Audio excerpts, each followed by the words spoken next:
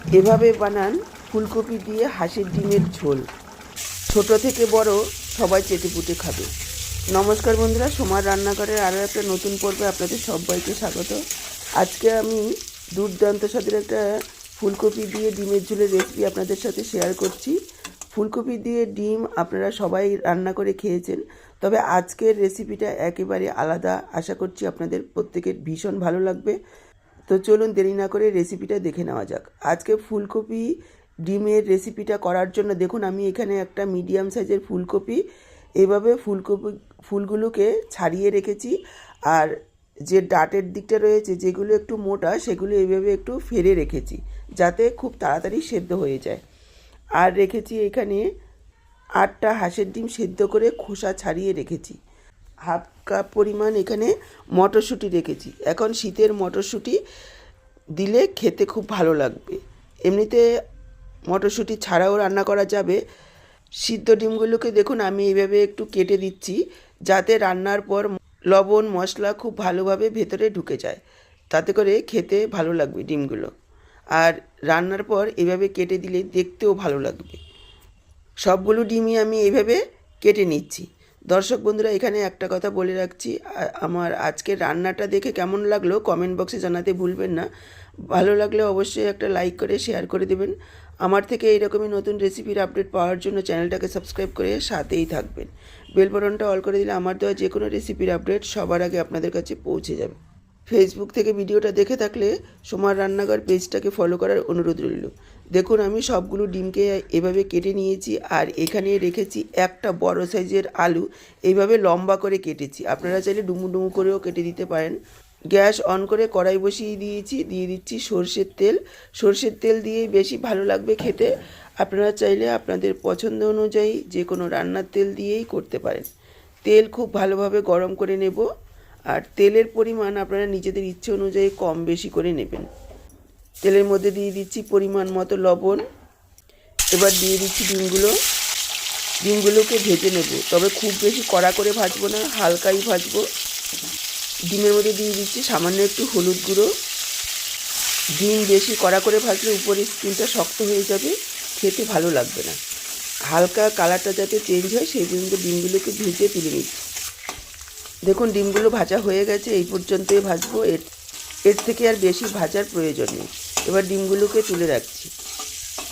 ডিম তুলে নিয়ে ওই তেলে দিয়ে দিচ্ছি কেটে ধুয়ে রাখা আলুগুলোকেও একটু ভেজে তুলে নেব। গ্যাসের ফ্লেমটাকে মিডিয়াম হাইতে রেখে এভাবে নাড়াচাড়া করে আলুগুলোকে প্রথম 2-3 মিনিট একটু ভেজে নেব। এখানে আর আমি কোনো রকম লবণ দিচ্ছি না, তেলের মধ্যে যে লবণ রয়েছে তাতে করে আলুগুলো খুব সুন্দরভাবে ভাজা হয়ে যাবে। দেখুন আলুগুলোকে প্রায় 2-3 মিনিট লালচে করে ভেজে নিয়েছি। এবার আমি যোগ করে দিচ্ছি ফুলকপিগুলোকে কিন্তু আমি একটু গরম জলে ভিজিয়ে রেখেছিলাম 10 মিনিট, তারপর ভালোভাবে ধুয়ে নিয়েছি। অবশ্যই খুব ভালোভাবে ধুয়ে নেবেন।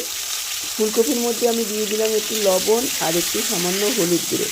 এবার একসঙ্গে আলু ফুলকপিগুলোকে আরও 3-4 মিনিট ভেজে নেব। আপনারা চাইলে আলুগুলো তুলে নিতে পারেন, তবে এইভাবে যদি ভাজা হয় তাহলে আলুগুলো আরও একটু ভাজা হয়ে যাবে আর সেদ্ধও হয়ে যাবে, রান্নায় সময় কম লাগবে। মিশিয়ে নিয়ে ঢাকা দিয়ে দিচ্ছি। আলু ফুলকপিগুলো ভাজা হতে থাকুক। এই সময় দেখুন আমি একটা মশলা রেডি করে নিচ্ছি। মিক্সচার জারে নিয়ে নিলাম একটা মিডিয়াম সাইজের পেঁয়াজ, একটা বড় সাইজের টমেটো এভাবে টুকরো করে দিয়েছি। দিয়ে দিয়েছি 1 ইঞ্চি আদা টুকরো করে, যাতে পেস্ট করতে সুবিধা হয়। সাথে দিয়ে দিচ্ছি 5-6 কোয়া রসুন। যেহেতু রসুনের কোয়াগুলো একটু বড় তার জন্য আমি 5-6 কোয়া দিয়েছি, সেই পরিমাণ বুঝে দেবেন। সাথে দিয়ে দিলাম 2টো কাঁচা লঙ্কা, আর দিয়ে দিচ্ছি 2টো শুকনো লঙ্কা। আমি কাঁচা লঙ্কা আর শুকনো লঙ্কা মিশিয়ে করছি। আপনারা চাইলে শুধু শুকনো লঙ্কা দিয়েও করতে পারেন, আবার চাইলে শুধু কাঁচা লঙ্কা দিয়েও করতে পারেন। যোগ করে দিয়েছি 1 চা চামচ কালো গোলমরিচ। ঝালটা আপনারা নিজেদের পরিমাণ বুঝে দেবেন। আর দিয়ে দিলাম 1 চা চামচ চারমগজ। আপনারা চাইলে চারমগজের পরিবর্তে এখানে 8-10টা কাজু বাদামও দিতে পারেন, কিন্তু স্বাদ দুটোর একই হবে। দিয়ে দিলাম পরিমাণ মতো জল। তারপর দেখুন এই রকম একটা মিহি পেস্ট রেডি করে নিয়েছি। একেবারে স্মুথ একটা মিহি পেস্ট তৈরি করে নেবেন, এতে ঝোলটা খুব সুন্দর হবে।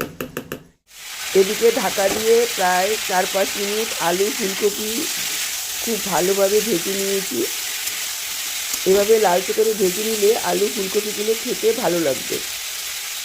এবার আমি আলু ফুলকপিগুলোকে তুলে রাখছি। আলু ফুলকপিগুলোকে তুলে নিয়ে কড়াতে আমি আরও কিছুটা তেল দিয়ে দিলাম।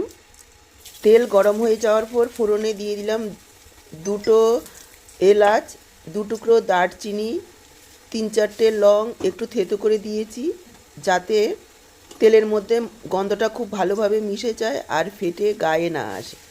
গ্যাসের ফ্লেমটাকে এই সময় লোতে রাখবেন, তা না হলে ফোড়নটা পুড়ে যাবে। পুড়ে একেবারেই কালো করব না, তাহলে তেতো হয়ে যায়, খেতে ভালো লাগবে না। সাথে দিয়ে দিলাম 1/2 চা চামচ গোটা জিরে, একটা তেজপাতা টুকরো করে লো ফ্লেমে কয়েক সেকেন্ডের জন্য ভেজে নেব। যখন ফোড়নে সুন্দর একটা গন্ধ বের হবে, এখানে আমি যোগ করে দিলাম কুচনো পেঁয়াজ। এখানে আমি 2টো মিডিয়াম সাইজের পেঁয়াজ দিয়েছি, এইভাবে পাতলা পাতলা করে লম্বা করে কুচিয়ে। পেঁয়াজটাকে লালচে করে ভেজে নেব। গ্যাসের ফ্লেমটাকে মিডিয়াম হাইতে রেখে প্রায় 3-4 মিনিট সময় নিয়ে লাগাতার নাড়াচাড়া করে পেঁয়াজগুলোকে ভেজে নিতে হবে। খেয়াল রাখবেন যাতে পেঁয়াজ পুড়ে না যায় আর কাঁচা না থাকে। লাগাতার নাড়াচাড়া করে পেঁয়াজগুলোকে ভাজবেন, তাহলে চারিদিকে খুব ভালোভাবে ভাজা হবে, একদিকে কাঁচা থাকবে না আর একদিকে পুড়েও যাবে না। পেঁয়াজটা দেখুন এভাবে লালচে করে ভেজে নেওয়ার পর এখানে আমি যোগ করে দিলাম পেস্ট করে রাখা মশলাটা। মিক্সচারের জারটা ধুয়ে অল্প পরিমাণে একটু জল দিয়ে দিলাম, অনেকটাই মশলা মিক্সচারের জারে লেগেছিল। এখানে মশলার পরিমাণ অনুযায়ী দিয়ে দিলাম লবণ, দিয়ে দিচ্ছি 1 চা চামচ হলুদ গুঁড়ো, 1 চা চামচ ধনের গুঁড়ো, 1 চা চামচ দিয়ে দিচ্ছি জিরের গুঁড়ো, 1/2 চা চামচ দিয়ে দিলাম কাশ্মীরি লাল লঙ্কার গুঁড়ো। যেহেতু শুকনো লঙ্কা কাঁচা লঙ্কা দিয়েছি, এখানে আমি আর লাল লঙ্কাটা দেবো না। কাশ্মীরি লাল লঙ্কার গুঁড়োটা ঝাল হবে না, কালারটা সুন্দর হবে, সেজন্য আমি দিয়েছি। আপনারা চাইলে নাও দিতে পারেন, সম্পূর্ণ অপশনাল।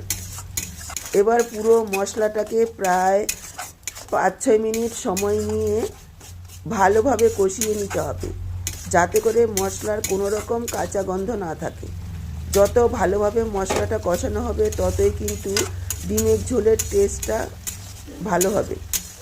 নাড়াচাড়া করে নিয়ে ঢাকা দিয়ে দিচ্ছি। ঢাকা দিয়ে মশলাটাকে কষাবো, তাহলে খুব ভালোভাবে কষানো হবে। দেখুন ঢাকা দিয়ে প্রায় 5-6 মিনিট মশলাটাকে কষিয়ে নিয়েছি। মশলা তেল ছাড়তে শুরু করেছে, মাঝখানে ঢাকা তুলে 2-3 বার নাড়াচাড়া করে দিয়েছি, যাতে নিচে লেগে না যায়। খেয়াল রাখবেন, অবশ্যই ঢাকা তুলে নাড়াচাড়া করে দিতে হবে। মশলাটা খুব ভালোভাবে কষানো হয়ে গেছে। এবার আমি যোগ করে দিলাম ভেজে রাখা আলু, ফুলকপি, ডিম আর মটরশুঁটি। হালকা হাতে এইভাবে নাড়াচাড়া করব আর আরও 3-4 মিনিট কষিয়ে নেব মশলার সাথে সব কিছু একসঙ্গে। একটু হালকা হাতে সাবধানে কষাবেন, তাহলে আর ফুলকপিগুলো ভেঙে যাওয়ার ভয় থাকবে না। দেখুন প্রায় 3-4 মিনিট সময় নিয়ে আলু, ফুলকপি, ডিম সব কিছু মশলার সাথে কষিয়ে নিয়েছি, খুব ভালোভাবে কষানো হয়ে গেছে। এবার আমি যোগ করে দিলাম জল। এখানে অবশ্যই গরম জল যোগ করবেন, এতে করে স্বাদটা খুব ভালো হবে। আর জলের পরিমাণ আপনারা নিজেদের প্রয়োজন অনুসারে কম বেশি করে নিতে পারবেন, যেহেতু ঝোল হবে, যতটা ঝোলের দরকার ততটাই জল যোগ করে দেবেন। এখানে আমি প্রায় 3 কাপ পরিমাণ জল যোগ করে দিয়ে মিশিয়ে নিয়েছি। এবার ঢাকা দিয়ে 5-6 মিনিট রান্না করে নেব, যাতে সব কিছু খুব সুন্দরভাবে সুসেদ্ধ হয়ে যায়। দেখুন ঢাকা দিয়ে 5-6 মিনিট রান্না করে নিয়েছি। আলু, ফুলকপি খুব সুন্দরভাবে সুসেদ্ধ হয়ে গেছে। ফুলকপির ডাঁটগুলোকে এইভাবে একবার দেখে নেবেন, তাহলে বুঝতে পারবেন। এবার আমি যোগ করে দিচ্ছি একটু ধনেপাতা কুচি। এখানে আমি আর গরম মশলা দিচ্ছি না, যেহেতু ফোড়নে গরম মশলা দিয়েছি, সেই গন্ধেই ভরপুর রয়েছে। আপনারা চাইলে ধনেপাতার পরিবর্তে ঘি আর গরম মশলাও যোগ করতে পারেন, তবে গরম মশলা আর ধনেপাতা একসঙ্গে দেবেন না, যে কোনো একটা দিলেই বেশি ভালো লাগবে খেতে। দেখুন সব কিছু মিশিয়ে নিয়ে ঢাকা দিয়ে 5 মিনিট ঢেকে রেখেছি, যাতে সব কিছু খুব সুন্দরভাবে সেট হয়ে যায়। 5 মিনিট পর আমি সার্ভ করে দিয়েছি। দেখেই বুঝতে পারছেন কতটা লোভনীয় হয়েছে দেখতে। এটা গরম ভাত, রুটি, লুচি, পরোটা সব কিছুর সাথে সার্ভ করতে পারবেন। একেবারে তৈরি আমাদের দুর্দান্ত স্বাদের একটা ফুলকপি দিয়ে হাঁসের ডিমের ঝোল। আপনারা চাইলে এমনি মুরগির ডিম দিয়েও করতে পারবেন। আজকে এই পর্যন্ত, আবার দেখা হবে নতুন কোনো রেসিপির সাথে। সবাই ভালো থাকুন, সুস্থ থাকুন। আপনাদের সবার সুস্থতা কামনা করে এখানেই শেষ করছি। সবাইকে অসংখ্য